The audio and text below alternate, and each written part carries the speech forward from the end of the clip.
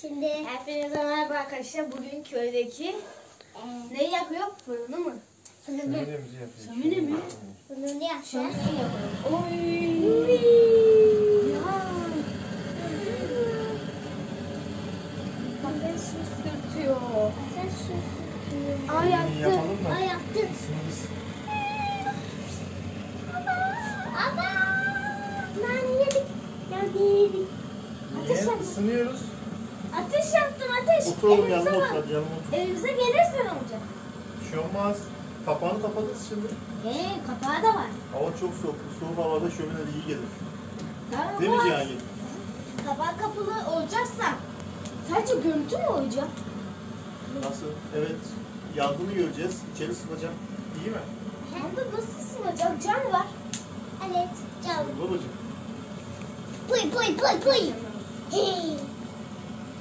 Babacığım. Bu duvardan ısı gelecek içeriye biliyor musun? Bunun ateşi içeri vuracak. Isı pardon. Anladın mı nasıl sistem olduğunu? Anladınız. Cihangir sen anladın mı? Aha, anladım. Bak yanlış Cihangir var. anlaması en önemli şeydir. Cihangir anlarsa Cihangir anlarsa dünya da anlar. Cihangir bak nasıl yandı gördün mü? Baba ayağında anladı. Bıraksan ne olur ki? Niye ayağı tutuyor? Yakamadıyız bir daha. Yaptı. Doldurdun mu çünkü? Amcam da geldi. Yanlış mı yapıyor diyorsun? Yok doğru. Tamam ben aynı doldurdum. Bence de yanlış şu an. Uy Cihangir.